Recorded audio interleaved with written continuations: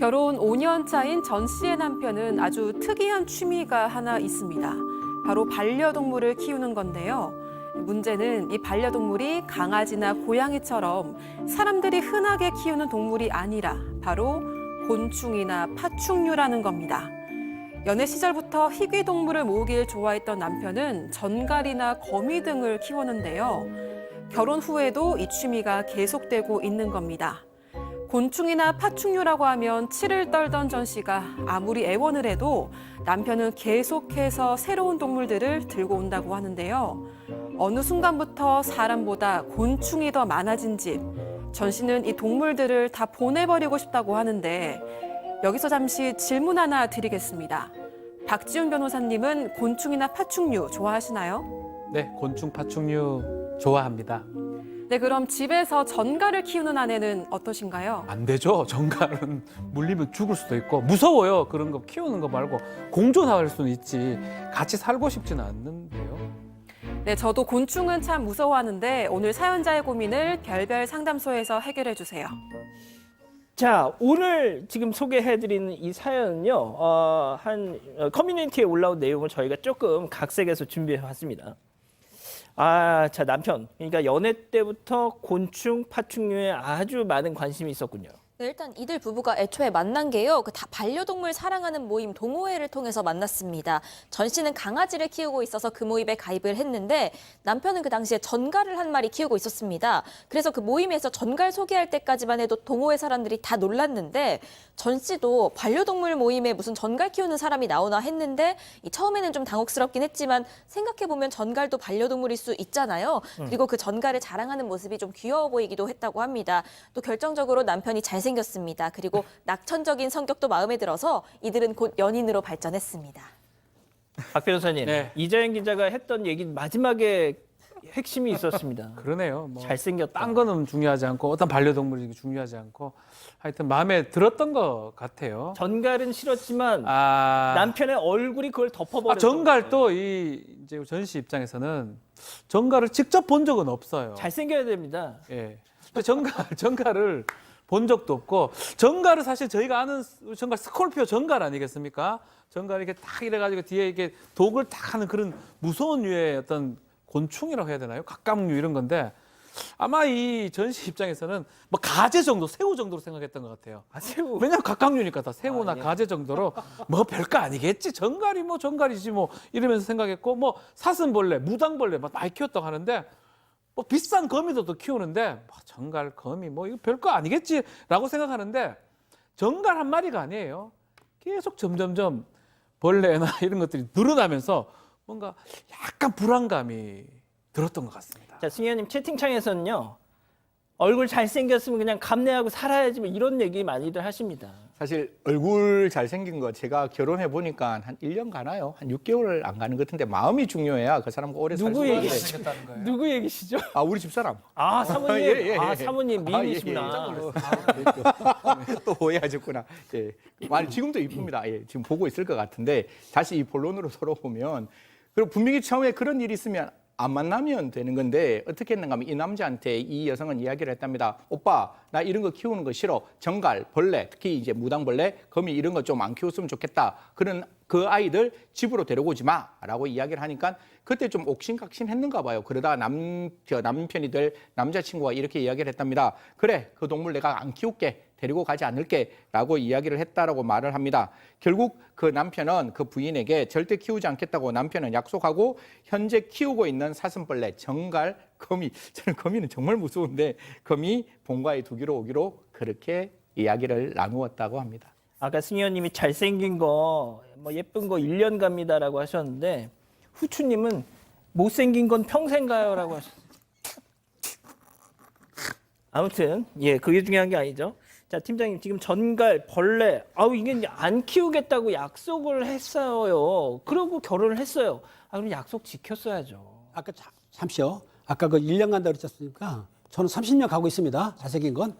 죄송합니다. 자, 어떻든 간에 처음엔 안 키운다 해가지고 1, 2년이 지났는데 어디선가 남편이 곤충 한 마리를 데려왔습니다. 근데 그 데려오는 것이 뭐 한두 마리가 아니고 사오기도 하고 무료 분양받기도 했는데 이 방 안에 키우는데 전씨한테 말도 않고 한 구석에다가 박스를 놓고 몰래 키운 거예요. 그러니까 몰랐던 거예요, 전씨가. 나중에 봤더니 모르고 있다가 그럼 내가 지금까지 그 방에서 벌레랑 동락을 한 거야? 징그럽죠. 어떻든 간에 그걸 알고 난 뒤로는 싸움이 시작된 거예요. 전씨가 가만히 있겠습니까? 왜 약속을 안 지키냐? 그리고 왜 벌레랑 같이 살게 하냐고 다툼이 시작이 됐던 거죠. 자, 저희가 지금까지 뭐 외모 얘기한 거는 농담이었습니다. 죄송하고요.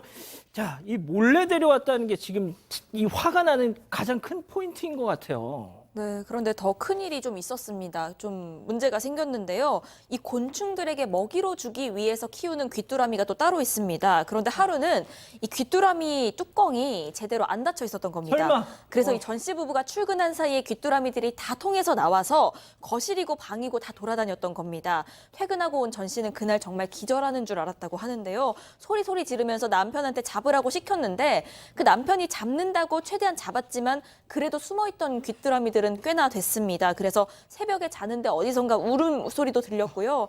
화장실 갈 때 숨어있던 귀뚜라미가 튀어나오고 전 씨는 그때만 생각하면 아직까지도 너무 끔찍하다고 합니다. 이거 진짜. 아니, 박 변호사님, 저 바퀴벌레 뭐 좋아하시는 분들은 없을 거 아니에요? 다 싫어하실 텐데 약간 좀 어두컴컴한 데서 귀뚜라미 보면 바퀴벌레처럼 생겼어요. 비슷하죠. 너무 놀라면 저희는 어릴 때 이제 귀뚜라미 잡고 메뚜기 잡고 했지만 지금은 저 볼 수가 없거든요. 뭐 바퀴벌레나 벌레류고 무섭죠. 당연히 무섭죠. 끔찍합니다 지금. 자, 팀장님. 네. 팀장님이 화장실 문을 열고 딱 들어가서 이제 딱 앉으셨는데 거기서 막 귀뚤귀뚤하면서 뭐가 튀어나왔다. 어떻게 하실 거예요? 귀뚜라미 정도가 튀어나오면 그냥 가볍게 보는데요. 사실은 저도 알다시피 제가 이제 물고기나 거북이도 키운 적이 있습니다. 진짜요? 있었어요. 있었는데 거북이는 좀 냄새가 납니다. 자, 그런데 얘는 제가 좀 어렸을 때 초등이나 초등학교나 중학교 때 그 어머님 시켜가지고 박스 있지 않습니까? 거기에 식빵을 넣는 거예요. 식빵을 넣어놨는데 거기에 벌레가 넣어요. 무슨 말이냐면 그게 바퀴벌레는 아니고 딱정벌레 비슷한 그런 중간 종류인데 그걸 넣게 되면은 번식이 잘 돼요. 그럼 많이 바글바글 하게 되면은 좀 예쁘게 생겼어요, 벌레가. 근데 그거를 물에다 탄 다음에 꿀꺽꿀 마시는 거예요. 몸에 좋다고 먹으래가지고. 그거 안 먹어봤습니까? 먹었어요, 옛날에. 진짜요? 그래요. 근데 생으로 먹지 않습니까? 그럼 먹었는데 어릴 느낌에 이게 배에서 자랄까? 꿈틀꿈틀 하잖아요. 근데 그 당시에 부모가 시키니까 먹었는데 나중에 보니까 제가 벌레에 대한 트라우마가 좀 있었어요. 사실은. 근데 제가 그 벌레 이름을 알아보려고 했는데 팀장님, 몰랐어요. 두 분 사담은 좀 끝나고 따로 하시면 어떨까요? 죄송합니다. 아무튼 예. 벌레를 먹었었는데 예. 그 벌레가 지금 이름은 제가 모르지만 그때는 그런 걸로도 몸에 좋다 해서 먹었는데 이분은 좀 심한 것 같아요. 이상한 벌레는 키우질 맙시다. 예. 아무튼 이렇게 되면 이제 벌레에 대한 트라우마가 좀 생길 수밖에 없을 것 같은데 정말 전 씨가 분명히 나는 진짜 싫다 이렇게 딱 분명히 의사 표시를 했음에도 불구하고 남편이 계속 데리고 왔다는 거 아닙니까? 이제 지금까지는 조금 이해가 돼요. 좀 생각해 봅시다. 무당벌레, 사슴벌레 정말 센 애가 거미하고 정갈 정도인데 남편이 이제 점점점 크기를 키워갑니다. 도마뱀을 데리고 옵니다. 자, 도마뱀도 알록달록한 색깔 도마뱀 데리고 오고 급기야는 타란툴라라고 털복숭이 거미가 타란툴라예요. 스파이더맨 그거 많이 봤어요. 그런 거미요. 예. 독거미는 아닌데 그런 거미 같이 데리고 옵니다. 도마뱀, 타란툴라 데리고 오면서 뭐 어항 이런 데서 키우고 있긴 하지만 언제 튀어나올 줄 모르고요. 귀뚜라미도 지금 나와서 돌아다니고 있잖아요. 근데 냄새도 많이 납니다. 파리들 날아다니고요.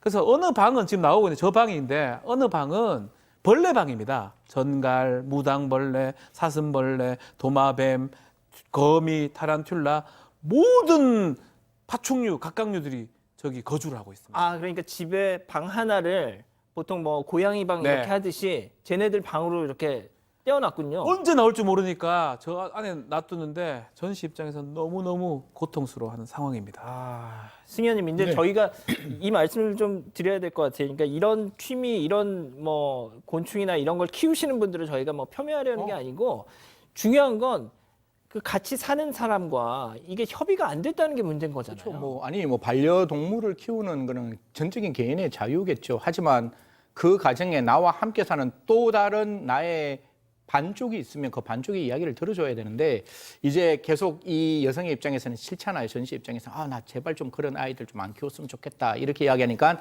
정말 이 벌레를 키우는데 진심이었는 것 같아요. 너가 강아지를 키운다면 그 강아지도 소중하듯이 나에게 이 벌레들도 진짜 소중하다.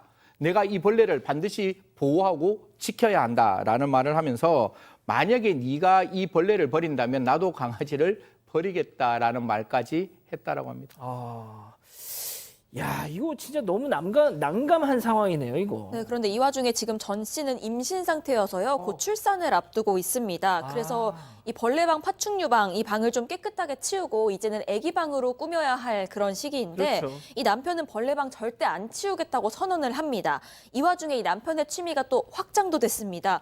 곤충에서 물고기로까지 넘어가서요. 뭘 또 내려와 또. 이제 어항을 사서 방 한켠에 물고기까지 키우기 시작했다는 겁니다. 그러니까 이제 그 방에 들어서면 전갈 1마리, 도마뱀 2마리, 타란툴라 1마리, 거미 2마리, 그리고 어항 3개의 물고기들까지 키우는 그런 방인 겁니다. 아니 이게 뭐 좀 끔찍한 것도 끔찍한 거지만 돈도 많이 들어갈 것 같아요. 근데 이것도 문제인데요. 사실은 남편이 다른 돈이 아니고 자기 한 달 용돈을 가지고 거기 곤충이라든지 뭐 아까 그 물고기를 사는데 이 남편은 뭐냐면은 옷 같은 것도 안 사 입고 다른 취미도 없고 친구도 안 만난다는 거예요. 오직 흥이동물을 모으는 데 쓰고 있는데 그분은 그런 거예요. 아니 내가 돈을 낭비하는 게 아니고 내 용돈으로 내가 사 쓰는데 뭐가 문제가 있냐. 참 문제가 없을까요? 또 그리고 문제는 이분이 지금 뭐라고 했냐면 암컷 도마뱀을 사와가지고 그거를 키워서 그다음에 그 번식해서 거기에 대해서 그 새끼가 낳지 않습니까? 그럼 그걸 팔아서 수익을 챙긴다고 한다면 지금 이분이 직장이 있잖아요. 그렇지 않으면 곤충을 사업을 하든지 그건 아니란 말입니다. 그런데 제일 중요한 거